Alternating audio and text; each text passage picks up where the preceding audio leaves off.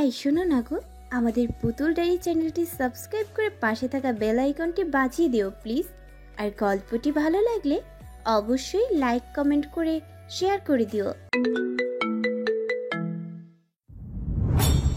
লিপি তো লিপি, তাকে যে রাতে এতটা অপমান গঞ্জনা ধিক্কার সব গায়ে হাত তোলা হলো, সেটা বিন্দু মাত্র তার মাঝে কাজ করেছে বলে মনেই হয় না। দিব্য বেহাইয়া বেশে ঘুরে বেড়াচ্ছে। দাদি লিপির কর্মকাণ্ড দেখে মুখ ছামটি দিয়ে বলে দিলেন, বেহায়া মেয়ে যাক। তাওড়িদের কোলে অরিও আরামসে উঠে ঘুরে বেড়াচ্ছে, যেন তন্দ্রা থেকে তাওড়িদি ওর আপন বেশি। তন্দ্রার কাছে যাচ্ছেই না। রিহান অরিওকে তাওড়িদের কোলে চড়ে ঘুরতে দেখে বলা, খেরে বিস্কুট, দুলাভাই এত পছন্দ হয়েছে তোর? তাওড়িদ শুনে চোখ ছোট ছোট করে চাইল। রিহান পুনরায় দাঁত কিলিয়ে বলল, আরে বেটা, এটা তো তন্দ্রা ভাবির ওই পালে। এখন সম্পর্ক হিসেবে করলে ভাবি ওর বোন, তুই ওর দুলাভাই, আর এ তোর শালক অথবা শালিকা। কি ঠিক কইছি তো? তাওড়িদ রিহানের দিকে তাকিয়ে থেকে ওর উদ্ভট যুক্তি কিনল। এরপর এমন একটা তাড়া করলো, রিহান আপন প্রাণ বাঁচাতে লুঙ্গি কাঁচা দিয়ে দৌড় দেবার জোগাড়। বাকিরা কারণ না জানলেও হাসতে হাসতে গড়াগড়ি খেল। ক্ষয়িষ্ণু কমলাটে রক্তাভ গোধূলি লগ্ন। সূর্যি মামা সারাদিন তেজ ছড়িয়ে এখন নত মস্তিষ্কে পশ্চিম কোণে লুকিয়েছে। আজাদে বিহঙ্গ বিহঙ্গিনীরা নিজ নিড়ে ফিরেছে। সারাদিনের ক্লান্ত শরীর রাতে জিরিয়ে নিতে গ্রামের কৃষকবর্গ বাড়ি ফিরতে তৎপর। গোধূলির এই বেলায় পরিবেশ শীতস। তন্দ্রা বাতায়ন খুলে দিয়ে গোধূলির বেলার এই অপার সৌন্দর্য দেখছে আবিষ্ট দৃষ্টিতে। দ্বিতীয় তলা বিশিষ্ট ঘরটি থেকে পুষ্পের মিষ্টি ঘ্রাণ নাসিকা পথে ভেসে আসছে। গোলাপের মিষ্টি সুগন্ধ রজনীগন্ধার তীব্র সুগন্ধে মিলেমিশে একাকার। পুষ্প ঘ্রাণের সন্ধিক্ষণে তন্দ্রা প্রকৃতি বিলাসে নিমগ্ন। নিচে মেঝেতে অরিও কুটকুট করে কিছু চিবাচ্ছার খেলছে। মনিবকে দেওয়ার সময় নেই তার এখন, সে খেলাতেই মগ্ন।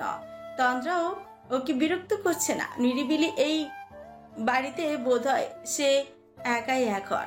বাকিরা ওকে রেখে কোথায় যেন গেছে, নেই। বিকেল হতে না হতেই তোফা তুরফারা সহ কাজিন মহল তাকে একটি নতুন শাড়ি পরিয়ে বউরূপে সাজিয়ে খন্দকার মঞ্জিলে তাওড়িদের বিশাল আকৃতি বিশাল বিলাসবহুল কক্ষে রেখে গেছে। এখানের বাসর ঘর সাজানো হয়েছে। তাকে এনে জানানো হয়েছে, ওরা যাবার আগে জানিয়েছে ঘরে থাকতে, তারা বাইরে থাকবে। কিন্তু এতক্ষণ হয়ে গেল কারো কোনো সাড়া নেই। তার অবশ্য সমস্যা হচ্ছে না, সে তো এমনিতেই অভ্যস্ত। এই সময় বাড়িতে তার অরিওর সাথে একাই কাটাতো, এমনই প্রকৃতি বিলাস করে। তবে স্থানটা নতুন, তাই চিত্ত কিঞ্চিত প্রীতিগ্রস্ত। প্রকৃতি বিলাসে ধ্যান জ্ঞান দিয়ে কখন যে বিভাবরী হয়েছে ধরণীতে তা জানা নেই। মগ্নতা কাটলো যখন দরজায় খট করে আওয়াজ হলো। পরক্ষণে পদধ্বনি শ্রবণেন্দ্রিয়তে বাড়ি দিল। তন্দ্রা তবু পিছু হলো না। সে তারাদের দেখতে ব্যস্ত। আজকের দিনে মাকে স্মরণ করে দোয়া নিয়েছে, জানিয়েছে তার ছোট্ট কলিজা বিবাহ বান্ধনে আবদ্ধ হয়েছে। সুমনের একটি সুপুরুষ তার স্বামী হয়েছে। তবে মহাপুরুষ নাকি কাপুরুষ বেশে ভবিষ্যতে ধরা দেবে জানে না। তন্দ্রার ভাবনার মাঝে পেছনে বলিষ্ঠ মানবের উপস্থিতি পেল। পরক্ষণে স্পর্শ পেল। পুরুষটি তার পেছনে স্পর্শ করে দাঁড়িয়েছে। নৈশব্দের এই কক্ষে পুরুষটির নিঃশ্বাসের শব্দ শ্রবণে এলো। আরেকটু ক্ষণেই পুরুষটি তাকে দু হাতের বন্ধনে আবদ্ধ করল। তন্দ্রার এই স্পর্শে নারী চিত্ত উত্তালময় হলো। বাতায়নের উপর রাখা তন্দ্রার দুই হাতের উপর নিজের হাত রাখল। তাওড়িদ তন্দ্রা নিশ্চুপ, না কথা বলল আর না বাধা দিল। এক রাতে এমন পরিবর্তনে তাওড়িদ অবাক হলেও বুঝিয়ে নিল নিজেকে। ইচ্ছু হেসে ঝুঁকে কর্ণের কাছে ফিসফিসানি আবেশিত কঞ্চে বলল, প্রজাপতি আমার, ভালোবাসি তোমায়, ভালোবাসা দেবে আমায়? তন্দ্রার শিহরণ জাগল লোমকূপে। সন্ধিক্ষণটা বড্ড বেহাইয়া বোধ হয়। তন্দ্রার আনাড়ি চিত্তেও বেমানি করলো। সে ওভাবেই পেছন ঘুরল। তাওরিত এবার বদনশ্রী পর্যবেক্ষণ করলো কক্ষ মৃদু উদ্ভাসিত। শাড়ি পরিহিত নাইটি তার বউ। এই শাড়িটি তার জন্য ঈদের জামার সঙ্গে কিনেছিল সে। যেই প্যাকেটটি সে গোপন রেখেছিল, সঠিক সময় দেবে ভাবনায়, কিন্তু এত জলদি দিতে পারবে ধারণা ছিল না। দুপুরে মাকে ডেকে শাড়িটি দিয়ে জানায় তন্দ্রাকে পরাতে। আফিফা প্যাকেটটি দেখে চিনতে পারে, মৃদু হেসে সম্মতি দিয়ে তোফাদের পরিয়ে দিতে বলেন। তাওরিত তাকিয়ে রয়েছে, সে চোখে চোখ রেখে উত্তর করলা, আমি তো ভালোবাসতে জানি না। শিখিয়ে দেব আমি। ভালোবাসা শেখানো যায়? হ্যাঁ যায়। ভালোবাসা শিখতে স্টুডেন্ট হতে হয় বুদ্ধিমতী, শিক্ষক হতে হয় ডিগ্রিধারী, তবে ছাত্রীদের সঠিক পদ্ধতিতে ভালোবাসা শেখানো যায়। আপনি ভালোবাসায় ডিগ্রিধারী? তন্দ্রা তাওরিদের কথায় হাসি পেলেও হাসি চেপে পুনরায় প্রশ্ন করল। তাওরিদও হাসি চেপে রেখে উত্তর করল, yes, Tawrid Khandakar has graduated in love and he is now a teacher of love for his cousin wife. Tandra চাপা হাসলো। তাওরিদ কথাগুলো দুষ্টু হাসলো। তন্দ্রার চাপা হাসিও সে দেখলো। তন্দ্রা বলল, আপনি তেজিয়ান ব্যক্তিত্ববান, আপনার অনুভূতি তেজিয়ান। আমার অনুভূতি যে তেজিয়ান নয়। তুমি অনুভূতি সৃষ্টি করো, আমি তেজিয়ান করে গড়ে নেব। তন্দ্রা আবিষ্ট দৃষ্টিতে তাকিয়ে রইল তাওরিদের সুদর্শনা মুখটিতে। নীলমণি তাকে আবারও টালমাটাল করল। সে প্রকাশ করলো নিজেকে কিনছে। তাওরিদের ইস্পাত পক্ষে ললাট ঠেকিয়ে দিল। তাওরিদ বিস্মিত শুনতে পেল, জানেন তো, ঘর পড়া গরু সিঁদুরে মেঘ দেখলে ভয় পায়। আমি তোমার ভয়ের নয়, জয়ের কারণ হতে চাই। তন্দ্রার কান্না পেল। স্বপ্ন, সব স্বপ্ন ঘুম ভাঙলে মিলিয়ে যাবে দূরবর্তীতে। সে পাবে না, আর না পাবে না কাউকে। তার সুখ নিহিত নেই। ভয় করছে প্রচন্ড। এগোতে গিয়েও পিছিয়ে আসছে। বাবার মতো হবে না তো তাওরিদ, নাকি মায়ের মতো পরিণত হবে তার? কি হবে তার? তাওরিদ বুঝলো তন্দ্রা কাঁদছে, থেকে থেকে কেঁপে কেঁপে উঠছে। সে কিছুক্ষণ কাঁদতে দেবে, তারপর আর দেবে না। তন্দ্রা কাঁদতে কাঁদতে বুকে মাথা রাখা অবস্থাতে এই দুই হাত তোলে তাওরিদকে জড়িয়ে ধরলো শক্ত করে। তার চমকালো, থমকালো, বিস্ময়ে কিম্ভূত কিমাকার হলো। আর কাঁদতে দিল না, কোলে তুলে নিল। তন্দ্রা ফোপানো ছেড়ে দিয়েছে। বেজার নেত্রে সাহিত্যে তাওরিদ শুধালো, ভালোবাসার প্রথম ধাপ জানো? তাওরিদের কথায় মাথা দুপাশে নাড়িয়ে না উত্তর বোঝালো। তাওরিদ দুষ্টু এসে বলল, চলো ওইটাই আগে শিখিয়ে নেই। আনারি তন্দ্রা কথাটার গভীরতা বুঝিয়ে ওঠার পূর্বে নীলমণির পুরুষটি ওকে গ্রাস করে নিল। আবেশিত স্পর্শে বুঝিয়ে এবং শিখিয়ে দিল ভালোবাসার প্রথম ধাপ, একে অপরের কাছে আসা আসে। শান্তিপূর্ণ প্রভাত তন্দ্রার জীবনে এসেছে। কালো রাত সেরেছে। মেয়েটার জীবনের গতিপথ স্মৃতিচারণ করলে সেখানে একাকিত্ব আর বেদনায় মুড়ানোর ছাড়া সুখ সঙ্গী পাওয়া দুরূহ ছিল। পুরোটা না পাওয়ার দীর্ঘশ্বাস।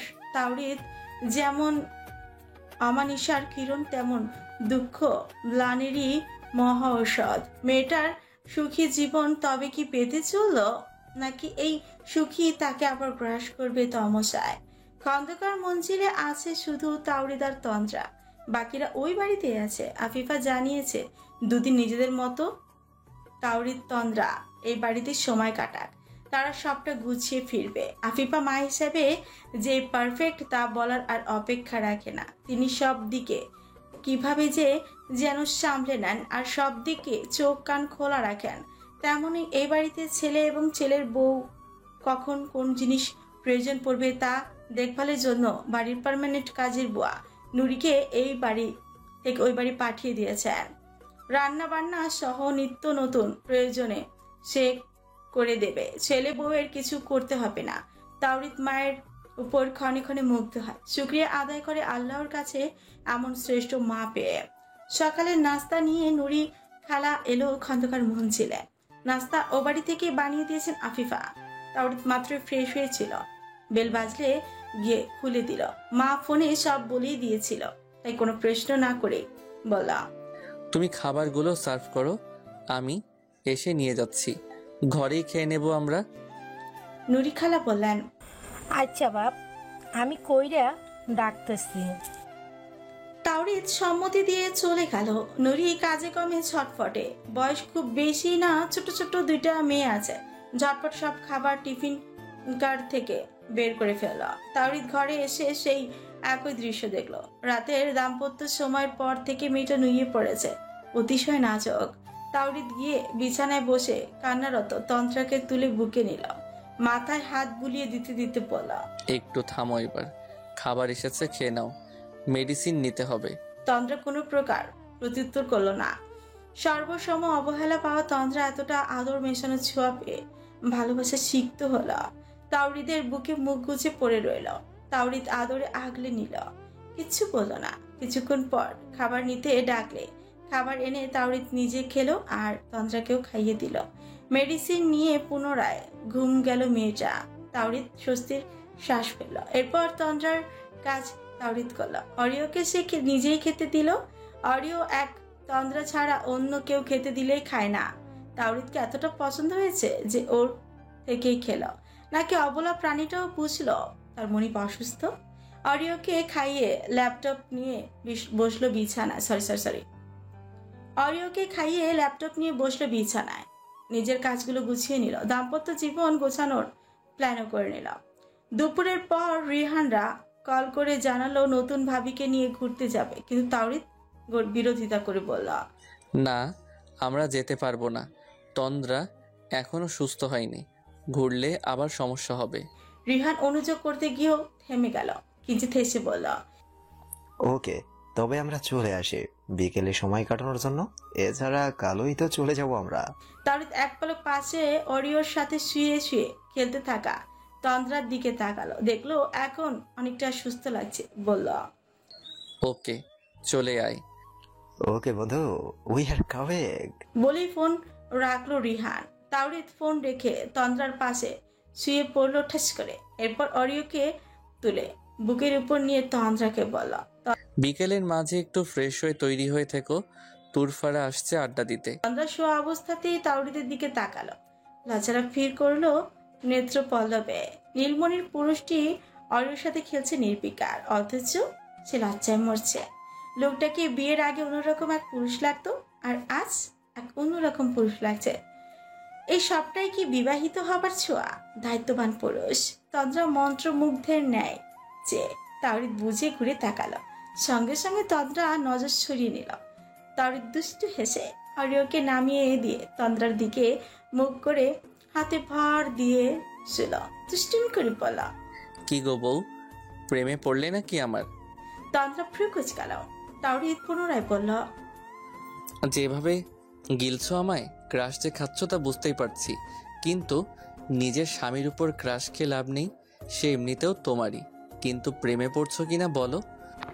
আপনি না সত্যি প্রচুর ফাজিল। তাওরিদ শব্দ করে হেসে উঠল। তন্দ্রা কট মুটিয়ে পাশ ফিরে শুতেই যাবে, তাওরিদ হতে দিল না। জীর্ণ শরীরটাকে নিজের বুকে এনে আবেশে জড়িয়ে ধরে বলল, ভালোবাসতে জলদি শিখো খালাতো বউ, টিচার আমি মন্দ না, চেষ্টা করো, জটিল সরল গণিত সহজ মনে হবে। তন্দ্রা ঠোঁট টিপে হাসল, চুপচাপ শুনে চুপ রইল। তাওরিদ বকবক করে চলল। বিকেলে রিহানরা এসে মাতিয়ে দিল পরিবেশটা। বিকেলে এই আয়োজনে খাবার দাবারে যা প্রয়োজন ছিল সব সোহান নিয়ে এসেছে। কাজিন মহলে আর বন্ধু মহলে মিলে ইয়ার্কি ফাজলামির শেষ নেই। বন্ধুরা মিলে তাওরিদকে নাকানি চোবানি দেওয়ার মতন। তুরফারাও ভাবি পেয়ে মেতে উঠেছে। তুবা তন্দ্রাকে ভাবি হিসেবে পেয়ে অত্যধিক খুশি, সেগুলো বলেই চলল। তন্দ্রার স্থবিরতা বাড়ে তাতে। তাওরিদ মিটমিটিয়ে হাসে। রাত 10টা অবধি সবার আড্ডাবাজি চলল। এরপর আজকের রাত সবাই এই বাড়িতে কাটাবে বলে ঠিক করলো। তোফার সবটা ব্যবস্থা করলো। নুরি খালাকে বলে দিল তাদের সবার জন্য রাতের রান্না করতে। তোফা মেয়েটা মায়ের মতন দায়িত্ববান, সবটা সামলাতে। আবার নুরি খালাকে বলল, খালা, তুমি একা এতগুলো মানুষের রান্না করতে পারবে না, অল্প সময় লাগবে এমন কিছু রান্না করো যেন জলদি হয়, আমি সাহায্য করছি তোমাকে। নুরি খালাও খুশি হয়ে গেল, কারণ সত্যি কষ্ট হতো তার। ছটপট বিরিয়ানির জন্য ব্যবস্থা করে ফেললো। রান্নার মাঝে টুকটাক সবাই গল্প করলো আর সাহায্য করলো। রাত 12টার দিকে খাওয়া দাওয়া শেষ করলো। তাওরিদ ফ্রেশ হয়ে বের হয়ে দেখলো তন্দ্রা শুয়ে আছে। মেয়েটা এত শুয়ে কেন থাকছে? তাওরিদ নিজের কাজ সে বিছানায় এসে বসে বলল, আমি পরশুদিন ঢাকাতে চলে যাব, তুমি কিছুদিন আম্মুদের সঙ্গে থাকো। তন্দ্রা ঘুরে তাকিয়ে থেকে বলল। সমস্যা হবে না আমার, আপনি সাবধানে থাকবেন। কিঞ্চিত হাসল। মেয়েটা তার সাথে সহজ হবার অনেকটাই চেষ্টাবান। সময় দিলে নিজেকে নিশ্চয় গুছিয়ে নিবে বলল। আমি ওখানে গিয়ে ফ্যামিলি ফ্ল্যাট দেখব, 5টার খোঁজ পেয়েছি, গিয়ে দেখে যেটা পছন্দ হয় সেটা সিলেক্ট করব, এরপর তোমাকে নিয়ে যাব। ততদিন পরিবারের সাথে সময় কাটাও, ভালো লাগবে। কথাগুলো বসতে বসতে বলল। এরপর বাতি নিভিয়ে শুয়ে তন্দ্রাকে কাছে নিয়ে বলল। আমি এখন যে অ্যাপার্টমেন্টে থাকি ওটা ব্যাচেলরদের জন্য, রিহানরা মিলে থাকতাম একসঙ্গে, তোমাকে তো আর ওখানে নিতে পারবো না, তাই এই ব্যবস্থা।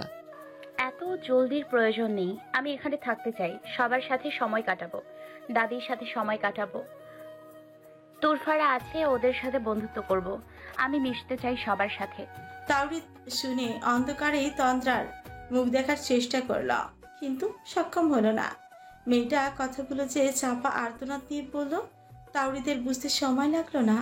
ভেতরে প্রলম্বিত শ্বাস চাল, বাইরে তন্দ্রাকে পরম যত্নে আগলে নিয়ে বোঝালো সে আছে তার জন্য, থাকবে তার ভরসায়, আশা ভালোবাসা হয়ে, আর কারো প্রয়োজন নেই, সে তার সুখ হবে। তন্দ্রা নীরবে চোখের পানি ফেলতে ফেলতে বলো। তাহলে বাবা আমার আম্মুকে ভালোবাসতো, কিন্তু কেমন ভালোবাসা ছিল ওটা। ওদের রাগ উঠল। তৌকি সাহেবের কথা উঠাতেই দেখে শক্ত কঞ্চ বলা।